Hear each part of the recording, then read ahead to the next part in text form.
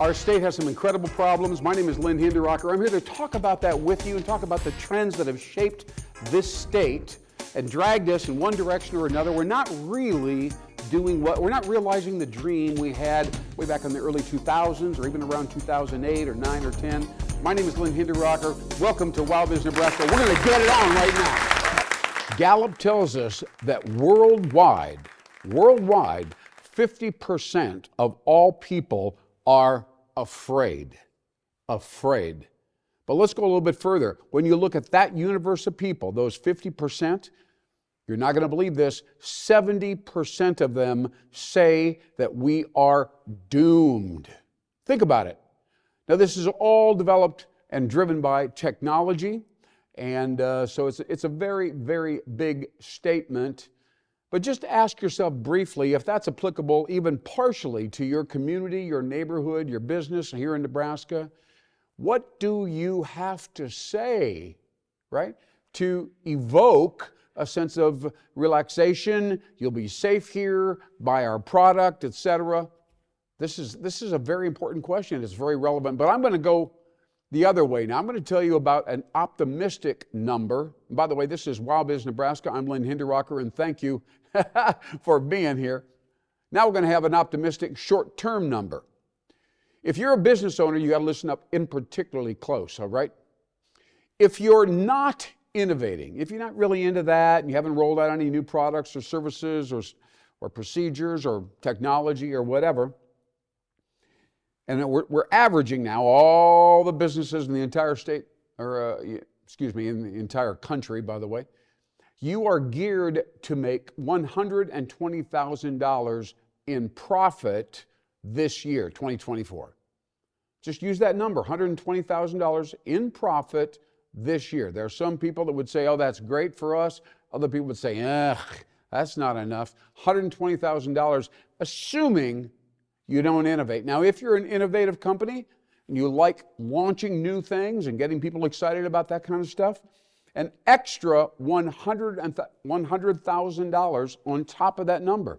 So you would make approximately $220,000 in profit. So it's the difference between $120,000, $220,000. It's a big number, $100,000 extra in profit if you are comfortable creating innovation inside your culture, launching it into the marketplace. Just think about that number for a second. I know some of you are sitting there saying, well, gee, I mean, that's a documented number, $100,000. We should probably be thinking more closely about that. Now, I'm going to give you real quick 7 ways to be in that secondary category. 7 ways to get ready to innovate. 7 ways to make an extra $100,000 in a full 12-month period of time. Number 1, create an appetite for change inside your organization, right? And that's not so easy sometimes. There are a lot of people that shy away from anything that is new or different, assuming things have been going okay in the past. They'd rather not see change. But there are a number of ways to cultivate and reward anybody that brings a reasonable, nudges them in one direction with change. All right, number 2, sensitivity to cultural trends so that your products are as relevant as possible. Now again, we think we're relevant, right? But we haven't hired anybody recently to go out and talk to our customers and find out what they really want, and they're changing, and their lifestyle is changing, and they're looking for something a little bit different. They don't know who to tell that to. You're irrelevant. Oh my God, right? So you want to cover that base as well. Number 3, the capacity to think expansively, to think more broadly, to watch how trends are changing, how people are talking in the hall or on the way home, to think about what you used to do or what you could do or what your competitors might be doing or what new people are coming in and they're saying, well, I used to do this. I don't know, if that's interesting to you or not. Think broadly. Number 4, the decision to build margin or market share. Now, this is a tough one for a local marketing organization because they typically don't invest in enough research, quantitative research, to find out what portion of the market they really do own. It's always it's the old pie metaphor. Do you have 5% of market share? Do you have 52% of market share? It'd be nice to know those numbers, wouldn't it? So that you could make some strategic moves one way or another. But most smallish organizations don't do that. And instead, they'll sit around and say, well, maybe we can boost margin in every one of our transactions. So that's a tough decision that you have to think through, and you have to be courageous and make sure you make the right decision at that particular point. All right, continuing. The willingness, this is now again, how to innovate and generate an extra $100,000 a year in profit. That's what we're talking about. You need to have the willingness to segment the market. We just got done talking about pies, right? The willingness to segment the marketplace in new ways. Now, this is one of the things I love to talk about and get into, because it's an open area. You can talk about demographics, of course, age and income and all of that. You can talk about geography, right, in this particular regional area. Of course, in this age, with the internet and so on, it's very difficult to say, well, we don't service those people over there on the East Coast, but we work over here in Japan and Hong Kong. I mean, it's very difficult to work down that.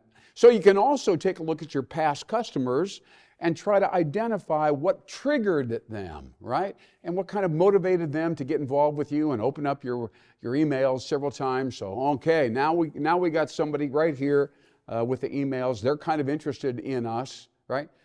So who are they, and let's see what they're all about, And so it goes. And so segmentation is very critical, because once again, you've got to be relevant and you got to know who you're actually selling all of this stuff to. Now, we're on number 6 of 7, so we're wrapping this portion of our show up. You need to have the skill to form strategic alliances. Now, this is tough. These alliances have to broaden and leverage your core competencies. Now, this is an idea that is gaining momentum. More and more companies are saying, well, I would sell your product if you'll sell mine, okay? And can we work together? Do we have the same idea, the same culture? Can we, check out each other's numbers and so on and so forth? And can we form a legitimate, practical alliance? Or you might want to call it a business partnership. So this is very interesting, because if you do it correctly, it's rapid, incremental profits, right? But it can drag you down. It can be a hassle. You're trying to catch up with them. They're off doing something else. They don't really care about the partnership nearly as much as you do. So these are all things that can really stall that particular idea. Now, number 7, this is the last idea, the ability to leverage, and people will get this, leverage previous successes. Things you've done in the past, worked out really well. Isn't there some way we could go out and do that again, kind of make it happen even more, even faster, and so on? So that's a really good one, and one that a lot of business owners will gravitate to. Let's see if we can't do what we did before and only do it a little bit better this time. Anybody got any ideas how we can pull that off? Okay. So those are 7 ways to put another $100,000 a year in the bank, okay?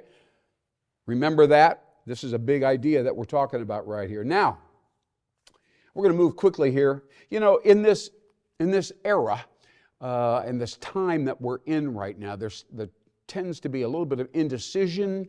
Some people are kind of holding back. Other people are saying, we're going to move forward boldly. And they say they're going to move forward boldly, but then something bad happens and they pull right back. And it's just a very interesting time. So a lot of people will come to me, and people like me, and they'll say, where do I begin again? All right, just give me a little focus here. Tell me something that I can kind of get my hands around so we can move forward a little more intelligently. And the idea, of course, they love to talk about the product. That's always it, Not so much the customer, but the product. So let's just think about your product lineup 4 different ways, okay? Number 1, you have a generic product. This is a product that everybody understands. Other people are knocking off. They can copy it and try to be cheaper than you, but it is your core deal. And so you still have that there in the marketplace, your generic product. Then we go to your expected product. This is when your customers are kind of hoping that your cake has a little frosting on top, so to speak. They're looking for maybe a little extra help, maybe some free installation advice or support. That's the expected product. And then finally, or thirdly, by the way, an augmented version of the product where you say, hey, we've got this, you know all about that, you bought this from us for years. Here's something over here that really superpowers it, makes it work even better. I just wanted to let you know that we'd be happy to sell this to you at some kind of a value price. It really makes things go a little harder, a little faster. Feel free.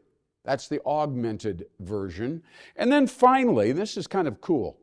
You could talk about this much longer. There's the potential version of your product, which is what it could be if something really happened that was different and unique, and something happened over there in the factory, or maybe we had some kind of a partnership with somebody. We could really sell something truly different. It probably is a service thing, not a hard, tangible thing, but something that's intangible as well. That would be the potential product. And that's exciting. That's kind of a fun thing to talk about. So those are the 4 aspects of your product. Start right there, then move into the customer stuff. But think for a while about variations of how much power you can inject into your product lineup. All right. So listen, before we go into the middle of our show, I just wanted to tell you very, very briefly. I have a quote here. I'm going to give it to you right now. This is the most inspirational thing you're going to hear throughout this entire show. I don't want to get to the back end of the show and be done and not be able to read it to you, because it really did inspire me. And I'm hoping before we go to the promotional section of our show, it may inspire you. It's just one paragraph. I'll read it as follows. Increasing profit, this is a quote, by the way, increasing profit is not our purpose. Our purpose as a company is to fill the world with emotions through creativity and technology. I'll say that again, creativity and technology. Profit is a target.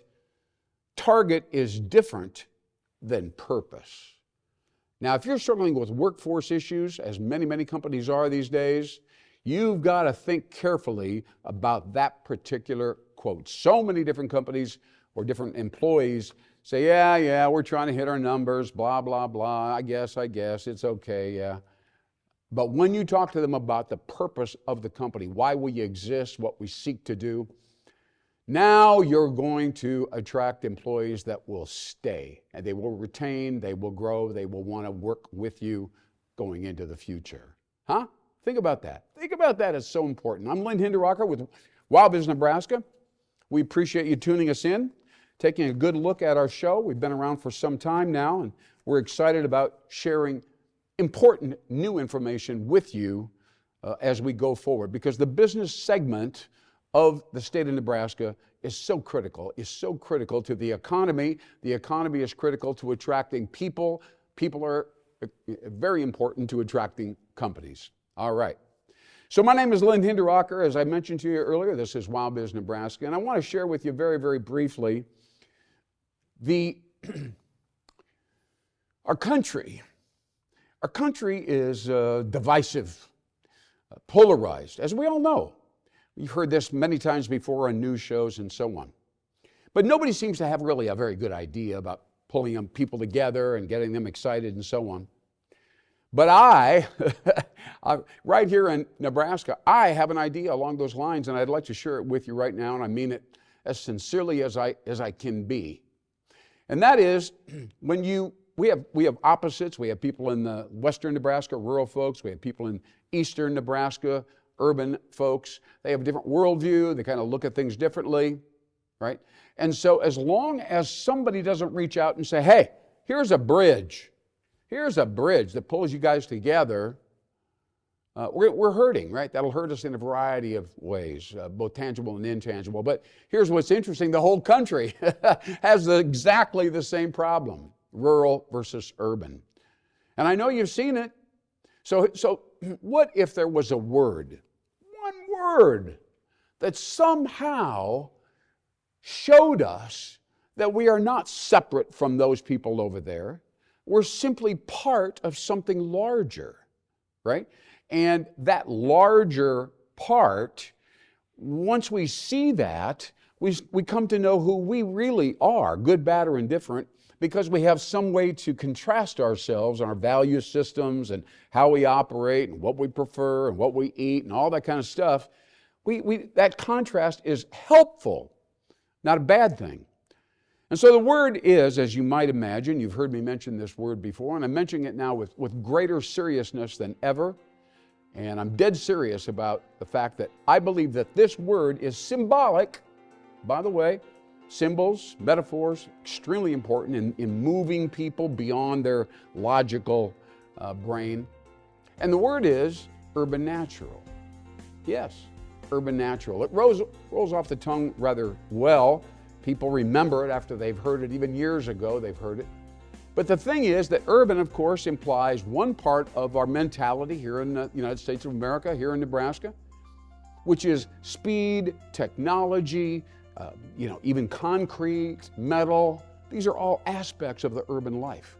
And of course, we go over here to natural. That means rural, organic. Think about these words: organic, authentic, right? So you get these words, two words together, you bring them together with a capital N right in the middle. It almost acts like a hinge, It's kind of cool the way, if you think about it in that kind of silly way. But the bottom line is, if we tell America that we, not they, not them, we are urban natural. We are urban natural. We are simply the branches on a tree. Right? That's another way to think about it. So when people hear that, they go, wow, it never occurred to me. I thought I was completely different from them. But if I'm part of something, and the something is more attractive than just the one thing alone, that would be like a good thing, right? We could have at least some of this, and we could have some of that, and we could come together, and we could feel like we're actually contributing to one unified thing, whether it's America, Nebraska, or even Omaha, Nebraska. So there we are. I'm sticking my neck way out on this. There are essays, all kinds of people that are talking about this very idea, using this word as a symbol of what we can be and must become to prevent the chaos that looks right down at us right now. I'm Lynn Hinderaker with WowBiz Nebraska. There you go. That's thought leadership right here in the center of our country. Think about and contribute to, try to get involved with groups that purport and support urban natural living. All right. Thank you so much for listening to that. I know that's way, way, way far off from a lot of our tactical business dialogues and so on, but nevertheless, that's okay, because employees and workers, and of course we have a problem here in Nebraska with workforce, they are attracted to that kind of higher thinking. And of course their employers then are attracted to it as well. Of course, in many cases they just want them to get in there and get the job done and take the paycheck and go home. But those days are waning. If you're a Gen Z, Gen Y, you're saying, I don't want to work for an organization that behaves like that. And if they feel they are part of an urban natural company, urban natural community, just down the street from an urban natural get-together, a lot of good things are going to happen. It'll be much easier to keep those workers. All right, so we're going to get back to this show because we have so much to discuss right now. I'm sure you're aware of Nebraska. Nebraska has three legs, kind of like a little stubby little stool that we've all seen. The little children will step up on sometimes. And we have business as one leg, and of course, civic, municipal revitalization is another leg. But then Nebraska also focuses on, how should I call it, personal growth, for lack of a better word. It's kind of a cliche, but personal growth, development, and so on. And many executives right now are torn a variety of different ways. Some of them are being asked to leave because their companies are not as competitive as they need to be. So we're talking now about growth and Nebraska's influence here in the Omaha area right now on growth. And we're talking about citizenry, all kinds of people of every sort are dealing, and I mentioned this at the very beginning of the show, there's a sense of fear. There's also a sense of doom, as I mentioned to you. So I've got a little press release here. I'm going to read it to you quickly. And this will summarize what needs to be happening and is, in fact, already lined up. This is a press release. It says, high-tech community discussions empower citizens to become stronger by finding common language. I mean, there's 4 ideas in this headline. Let me read it to you again. So you got to think about it now. There's a lot of stuff going on, particularly in North Omaha and South Omaha. High-tech community discussions. Right off the bat, I'm thinking about data bursts now. This is a way that people can hold clickers in their hands and agree or disagree on what's being discussed. Empower citizens. Well, empowerment, that's a very, very powerful idea. People are attracted to the notion of being empowered. Instead of being told, do this, do that, they want to be empowered and make intelligent choices about whatever. To become stronger. Now, this is also very interesting in any community, but especially in North and South Omaha right now. I think strength is probably important, relatively important. And then by finding common language. Now, I'm going to zip down here real quick. This is the way forward for leaders who seek to inspire others. Notice the word isn't motivate, by the way, but rather inspire. Now, if you motivate, you're waving a little fear or a little bit of a reward to somebody. If you do this, then I'll give you this. Right? That's typical in a motivational dialogue.